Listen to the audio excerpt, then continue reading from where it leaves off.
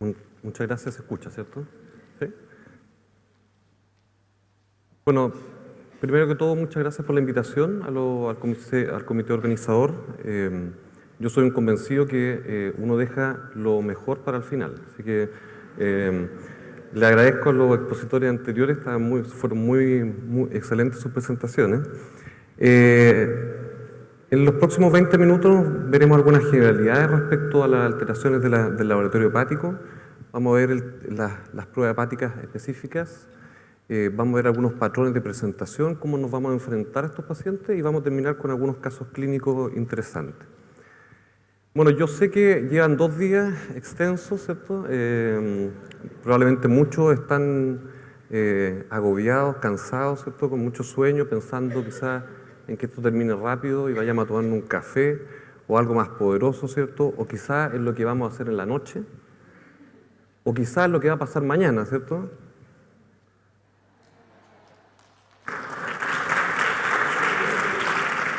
Pero bueno, el fin del camino ya se aproxima, así que quedan 20 minutos, 19 minutos ya, y vamos a poder ir a rescatar nuestro certificado por haber estado en esta excelente jornada. Bueno, en relación a la alteración del laboratorio hepático, contarles que es una situación frecuente. Se estima que 2,5% de la población sana, por una cosa de la desviación estándar de los parámetros o de los valores de laboratorio, presentan alteración de las pruebas hepáticas. La mayoría de los pacientes son asintomáticos y se detectan solamente como parte del estudio que uno hace para cualquier otra enfermedad. Uno solicita algunos exámenes de laboratorio, por ejemplo, un perfil bioquímico, y aparecen estas alteraciones. Y puede indicar, bueno, varias cosas, pero puede ser normal, ¿cierto? El paciente no presenta nada especial, pero puede ser un significado de alguna inflamación o alguna injuria del hígado, alguna obstrucción en los conductos biliares, y puede ser podría ser secundario a alguna enfermedad fuera del hígado que esté alterando las pruebas del laboratorio hepático. Nosotros distinguimos 3 grandes grupos, ¿no? Aquellos en donde uno que evalúa la integridad de los hepatocitos, ahí conocemos las transaminasas o aminotransferasas, y tenemos 2 grandes, que son la aspartato aminotransferasa, que es la GOT, y la larino aminotransferasa, que es la ALT o GPT. Están aquellas que evalúan la función excretora del hígado, ¿cierto? Que tenemos estas 3, que son la fosfatasa alcalina, la gamma-glutamil transpeptidasa y la bilirrubina. Y tenemos también a la bilirrubina que vamos a evaluar más adelante. Y aquellas que ven la capacidad biosintética o de síntesis del hígado. Y en este grupo tenemos al tiempo protrombina o INR y a los niveles de albúmina. Bueno, esta tabla en realidad resume bastante bien todo lo que le he presentado, ¿cierto? Acá están estos 3 grandes grupos, las 4 primeras, ¿cierto? Las transaminasas, la fosfatasa, la GGT, son enzimas que tienen acciones específicas en diferentes tejidos, pero que es importante señalar que se encuentran en otros tejidos, no solamente en el hígado, ¿ya? Así que, por ejemplo, las transaminasas de la GOT es bastante inespecífica y puede estar elevado en algunas situaciones diferentes a algún problema del hígado. Lo mismo con la ALT, sin embargo, la ALT o GPT es un poco más específica del hígado. La fosfatasa alcalina también está en otros tejidos, ¿cierto? Al igual que la GGT, pero la GGT también es un poquitito más específica del hígado, y cuando se asocia o está asociado a una alteración de las fosfatasas alcalinas concomitante, es muy sugerente que hay un problema en el hígado. Ya recuerden que la bilirrubina es un pigmento del producto de la destrucción de los glóbulos rojos, y la albúmina y la protrombina lo vamos a ver más adelante en detalle. Bueno, en relación a las transaminasas y a la fosfatasa alcalina y a estas enzimas o laboratorio hepático, uno debiera establecer esto, ¿ya? ¿Cuál es el patrón de alteración? ¿Ya? Y se describen 2 grandes grupos, un tercero que es el infiltrativo, pero 2 grandes grupos, que es el patrón hepatocelular o el patrón colestásico. Y este es un resumen, ¿cierto?, de estos 2 patrones que estoy diciendo. El patrón hepatocelular predomina la elevación de las transaminasas por sobre la fosfatasa alcalina y GGT, y la función o la bilirrubina y la protrombina o albúmina puede estar normal o un poco elevada. En cambio, el patrón colestásico es el patrón en donde predomina la alteración de la fosfatasa alcalina de la GGT por sobre la elevación de las transaminasas, ¿cierto? A veces no es posible tener un valor, no es tan exacto, ¿cierto? A veces se comparte, pueden haber patrones mixtos, pero eso es importante tenerlo en mente porque es importante para cuando uno evalúa a un paciente poder clasificarlo y poder saber o sospechar la causa. Bueno, en relación a la evaluación de los pacientes con alteración de las pruebas hepáticas, es súper importante la historia, evaluar el consumo de alcohol, ¿ya? Y en eso ser enfático, ser enérgico, ¿cierto? Preguntar muchas veces al paciente o a los familiares. Bueno, y relación a eso en cuanto al tiempo de consumo y a la cantidad. Siempre estar atento a los factores de riesgo de hepatitis, ¿cierto? Y ahí preguntar probablemente por el hábito sexual, transfusiones, drogadicción, tatuajes, piercing en algunos lugares que no estén establecidos. Ser enérgico en preguntar sobre los medicamentos, tanto los de prescripción médica como aquellos que no. Y bueno, algunas toxinas que puede estar en la persona sometido en su lugar de trabajo. Con respecto a los medicamentos, me parece importante señalar que no solamente los medicamentos que uno conoce, que uno prescribe, son aquellos que se asocian a hepatotoxicidad. Y está descrito, de hecho, hepatotoxicidad por todas estas cosas. Esto es un resumen, ¿cierto? Pero centella asiática, CEN, valeriana, aloe vera, noni. De hecho, hay varios reportes de hepatitis fulminantes por consumos de jugo noni, por ejemplo. ¿Okay? Así que es importante dentro de la anamnesis, además de preguntar sobre los medicamentos de uso habitual y que uno está acostumbrado a preguntar, ¿cierto? Preguntar por estas cosas. Está descrito, hay varios papers con productos Herbalife como causantes de hepatotoxicidad. Dentro de la evaluación clínica también es importante evaluar otros factores. Uno de ellos, ¿cierto?, es buscar factores que se asocian a lo que es el síndrome metabólico, ¿cierto? Porque el hígado graso no alcohólico es una causa frecuente de alteración del laboratorio hepático, o sea que hay que buscar diabetes, resistencia insulínica, sobrepeso, obesidad, dislipidemia, sedentarismo, ¿cierto? Y preguntar también dentro de la historia familiar, alguna o personal, ¿cierto?, la existencia de alguna enfermedad genética o con un componente genético como hemocromatosis o enfermedad de Wilson, que es un acúmulo de fierro, ¿cierto?, o alguna enfermedad autoinmune. Esta diapositiva, perdón, es una acantosis nírica en a nivel de la axila. Bueno, dentro del examen físico, en un paciente con alteración hepática, buscar, bueno, pesarlo, ¿cierto?, calcular el índice de masa corporal, evaluar estos hallazgos de síndrome metabólico y buscar siempre estigmas de daño hepático crónico. La cotomografía abdominal es un examen sencillo, está muy disponible y muchas veces es necesaria como dentro de la evaluación inicial para ver un poco la anatomía del hígado, ver cómo están los conductos biliares, si no hubiera alguna obstrucción, alguna dilatación, algún tumor, ¿cierto? Es como un examen sencillo que se ocupa dentro de los exámenes habituales. Aquí ven, por ejemplo, en el hígado graso, el hígado se pone brillante, ¿cierto? Y esto es una foto que generalmente ponen los radiólogos, donde se ve el hígado ahí, ¿cierto?, y el riñón ahí, y se ve la corteza renal que debería ser más o menos parecida a la cogenicidad del hígado. Y acá ven que es bastante más brillante. Muchas veces estos hallazgos son bastante más notorios.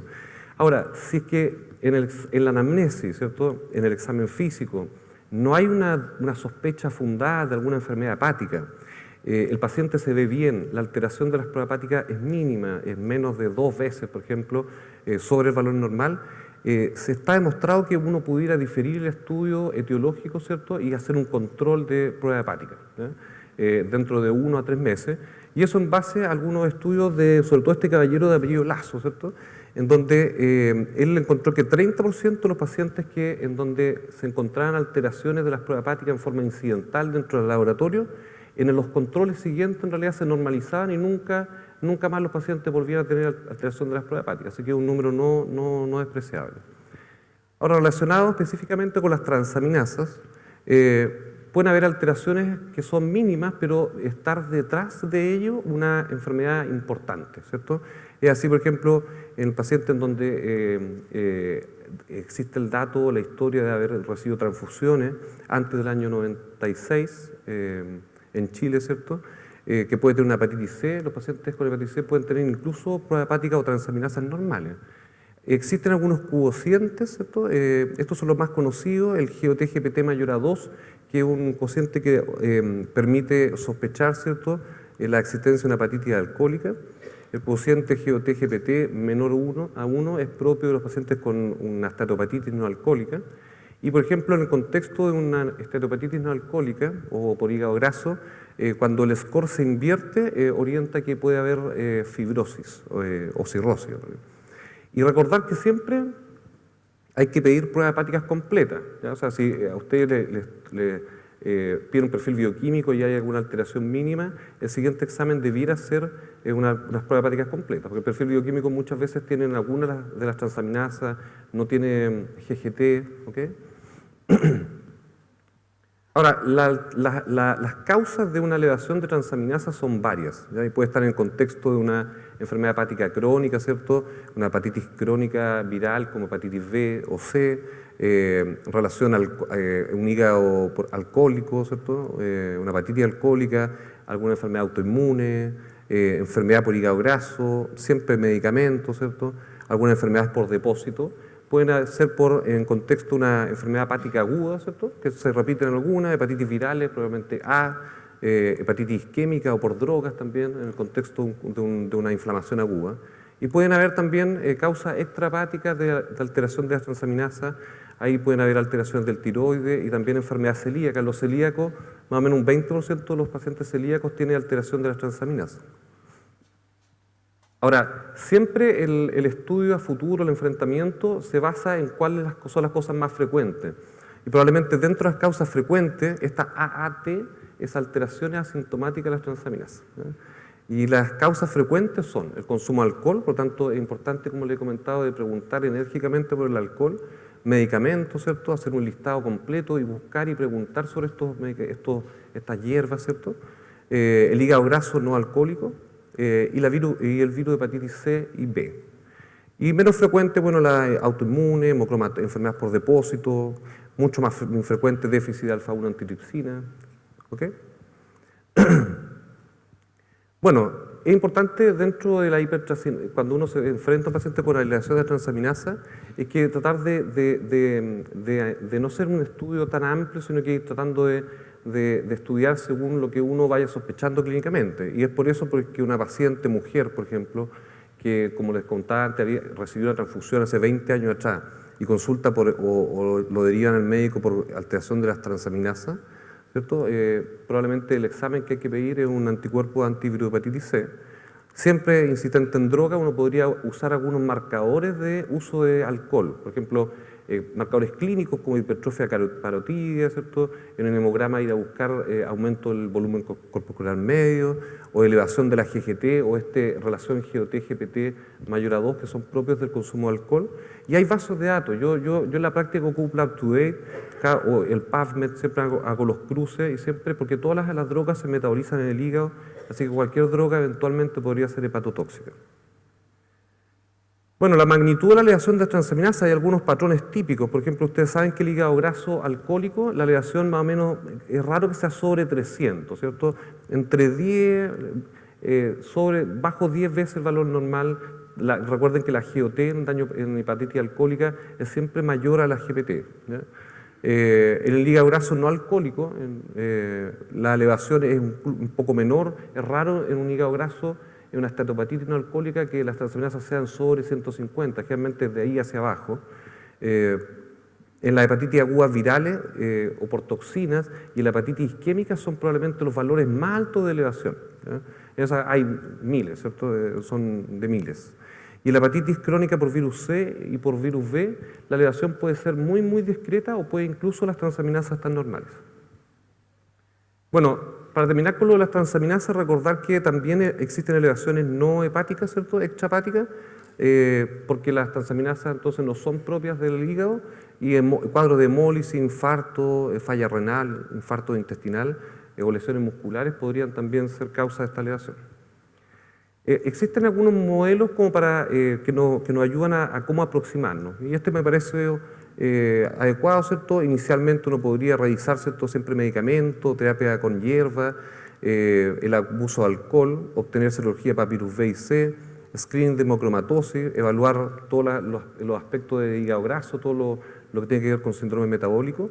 Si todo eso no hay ninguna causa específica, uno podría pasar al segundo paso, ¿cierto? Considerar todo lo autoinmune y pedir marcadores de autoinmunidad, pedir función tiroidea, considerar la enfermedad celíaca. Les contaba, el 20% de los celíacos tienen alteración de las transaminasas. Y si eso todavía uno no logra tener saber cuál es la causa, uno pasa ya por cosas más infrecuentes, considerar Wilson, ahí uno pide niveles de ceruloplasmina, considerar alfa-1 antitripsina, generalmente en contexto de un paciente con alguna patología pulmonar. Wilson, generalmente gente joven, ¿no? ¿Okay? Y si a pesar de todo eso uno no logra saber cuál es la causa, ahí es donde uno podría plantear el uso o observarlo si la alteración es leve, ¿cierto? Y no hay evidencia de daño hepático importante. Y lo otro es considerar la biopsia hepática. Bueno, en relación a la función excretora, la fosfatasa alcalina, GGT y bilirrubina, recordar que la fosfatasa alcalina están en otros tejidos, no solamente en el hígado, el hueso, por ejemplo, y su elevación concomitante con la GGT hacen pensar que esta elevación se debe a un problema en el hígado. ¿Ya? Recordar que la fosfatasa alcalina se puede elevar en forma fisiológica en pacientes jóvenes, generalmente que tienen harta actividad osteoblástica. Postprandial puede haber una elevación de la fosfatasa alcalina y en embarazadas, ¿cierto? Porque la fosfatasa alcalina también se produce en la placenta.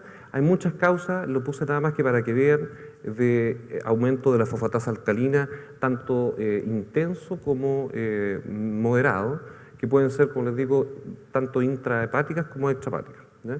Este es un algoritmo, ¿cierto? Me pareció adecuado, aumento de la fosfatasa alcalina, descartar entonces estas elevaciones fisiológicas, pedir una GGT, si la GGT está normal, pensar, o están en rangos normales, pensar en que es una causa no hepática y por lo tanto evaluar si el paciente pudiera presentar alguna enfermedad del hueso, si la GGT, perdón, está elevada y el paciente tiene una elevación significativa o es sintomático, pedir un ultrasonido. Y ultrasonido ver si la vía biliar está dilatada, probablemente pedir una imagen.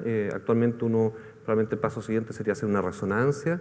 Si los conductos biliares están normales, no están dilatados, uno debería pensar en cirrosis biliar primaria, pedir un anticuerpo antimitocondrial.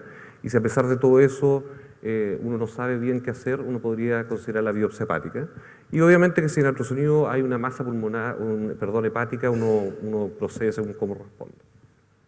La GGT, esta es nuevamente una enzima específica, ¿cierto? Un poco más específica, se encuentra en otros parénquimas también, pero cuando sirve principalmente para asociar la fosfatasa alcalina. O sea, cuando uno ocupa la GGT cuando hay una elevación de fosfatasa alcalina para ver si esa elevación es producto de algún problema del hígado.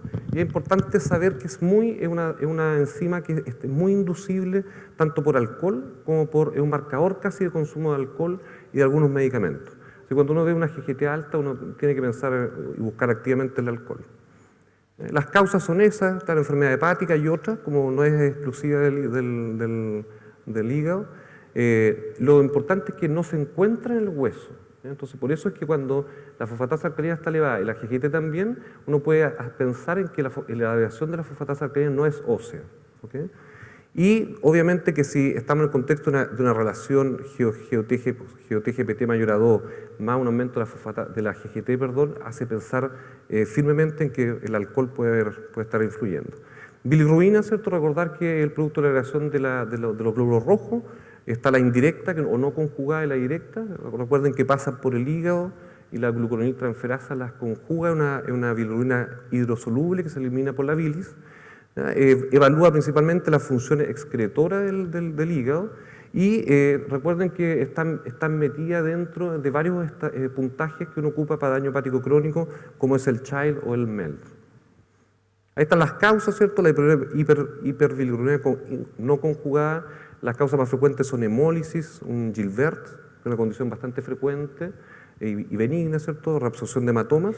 Y las causas de bilirrubina hiperbili conjugada son varias, ¿cierto? Pueden ser por obstrucción biliar, por hepatitis, cirrosis, enfermedad autoinmune. Finalmente están aquellas que ven la capacidad biosintética del hígado, está la tiempoprotrombina y la albúmina. El tiempoprotrombina, recuerden que evalúa los factores de la coagulación, 2, 5, 7 y 10. Evalúa la vía extrínseca y es importante saber que se altera la coagulación solo cuando la capacidad biosintética del hígado está bajo un 80%. Así que hay una reserva importante. Cuando se altera la protrombina probablemente hay un daño avanzado y es por eso que se ha ocupado también y de hecho se ocupan ambos sistemas de puntaje, tanto en el Child como en el MELT. Recordar que dependen mucho son dependientes de vitamina K y cualquier cosa que haga la vitamina K disminuya, por ejemplo un cuadro colestásico, obstrucción biliar, pueden prolongar el tiempo de protrombina. Finalmente la albúmina, ¿cierto? Una proteína que es exclusiva de síntesis hepática, también uno la consume en la dieta, ¿cierto? Es un marcador de enfermedad hepática avanzada y por eso es que también se ocupa en estos sistemas de puntajes como el Child, ¿no? Recordar que la hipoalbuminemia también puede tener otros orígenes que no sea del hígado. La biopsia hepática solo se reserva para casos muy, muy seleccionados, en donde existe una persistencia en la alteración de las pruebas hepáticas, que sea significativa, y uno la tiene que plantear siempre y cuando uno piense que la biopsia o con el resultado de la biopsia uno va a cambiar la conducta, ¿cierto? Uno va a probablemente dejarle algún tratamiento o probablemente uno le va a ofrecer o le va a decir o le va a informar algún pronóstico. Si uno biopsiar, si no va a cambiar la conducta, en realidad uno tiene que pensar en no hacerlo, ¿ya? Y este estudio me pareció interesante, ¿cierto? 354 pacientes asintomáticos en donde tenían elevación persistente de las transaminasas, ¿cierto? Y el estudio de virus, autoinmunidad, alcohol y cinética de fierro era negativo, ¿ya? Y vieron que en un porcentaje casi un tercio de los pacientes tenían hígado graso simple en la biopsia, 34% un hígado graso con inflamación, la esteatopatitis, ¿cierto?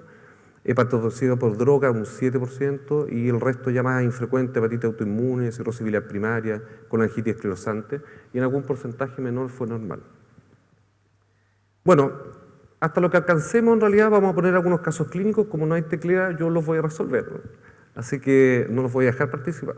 Este es un paciente de 18 años, ¿cierto? Que se presenta decaído, ¿cierto? Con fiebre no muy alta, seguido de ictericia coluria, muy marcada.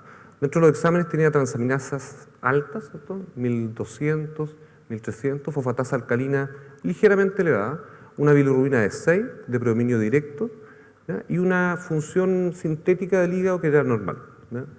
Así que el diagnóstico más probable, piénsenlo, ¿cierto? ¿Cuál es el diagnóstico etiológico más probable y qué exámenes solicitaría, ¿ya?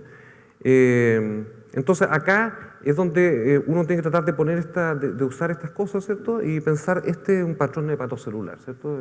Predomina, si bien la fosfatasa alcalina y la GGT también está elevada, pero claramente predomina aumento de las transaminasas. Así que bueno, es un daño hepatocelular e hiperfibrosis directa como sindromático, probablemente una hepatitis A o B, si que el paciente, no sé, tuviera tatuaje, fuera promiscuo, lo que sea, ¿cierto? Podría ser. Estamos en un lugar con alta prevalencia, y probablemente un examen que uno pediría sí o sí sería la IgM para virus A. Otra paciente de 28 años, sinusitis, que se trata con amoxicilina y ácido clavulánico. Muy bien de la sinusitis, ¿cierto? Pero evoluciona como a la semana después con ictericia, prurito y transaminasa 700, 950 GOT, fosfatasas también elevadas, ¿okay? Bilirrubina de 8, directa de 6, de predominio directo, ¿cierto? Y la función hepática estaba normal. Así que bueno, ahí probablemente, si bien es un poco mixto, ¿cierto? Pero lo que predomina quizás es la elevación de los parámetros de colestasia, y probablemente estamos en el contexto de un paciente con una hepatitis, por lo tanto, colestásica, ¿cierto? Con una hiperbilirubinemia directa, probablemente una hepatitis por fármacos, ¿ya? Y obviamente que lo que hay que hacer es sacar el fármaco y ver qué es lo que pasa. Tercer caso, 18 años, asintomático, familiares lo notan amarillo. Eso es muy clásico, ¿no? De las escleras, sobre todo cuando está en ayuna o está muy estresado, ¿cierto? Estudia medicina. Unas transaminasas normales, ¿cierto? Fosfatasas normales, GGT normal, una bili de 3,5, ¿ya? De predominio, si la directa es 0,3, la bili indirecta es de 3,2, ¿eh? Así que una hiperbili de predominio indirecto, aislada, ¿ya? Y la función sintética del hígado es normal. ¿Se imaginan lo que es, cierto? Así que esto es una hiperbilirubinemia aislada, indirecta, ¿cierto? Lo más probable, este paciente, obviamente que quizás dentro del estudio habría que pedir un hemograma, que no tenga anemia, pensando en hemólisis como la otra opción. ¿Ok? Este es el penúltimo caso, 48 años, antecedente de etilismo crónico en relación a 2 semanas de ingesta de 2 litros de vino, ¿cierto? Presenta fiebre, desorientación e ictericia. Las transaminasas son estas. Ahí ustedes pueden ver que la relación GOT-GPT es mayor a 2, ¿cierto? 270, y con una GGT elevada. Así que probablemente ahí es un marcador de que esto es algo con alcohol, ¿cierto? Con bili de 13, de dominio directo, y con alteración de la función sintética del hígado. Así que dentro de las posibles causas, ¿cierto? Un daño hepatocelular y alteración de la función sintética, una hepatitis alcohólica probablemente. Último caso, mujer 38 años, diarrea crónica y anemia. ¿Ya? ¿Cierto? Mujer joven, diarrea, anemia y transaminasas ligeramente elevadas, fosfatasa y GGT normal. El resto bien, excepto una albúmina baja y una coagulación también un poco baja. ¿Sí? Así que hipertransinación aislada y malabsorción versus alteración de la función sintética, probablemente una enfermedad celíaca. Les decía que el 20% de los pacientes celíacos tiene...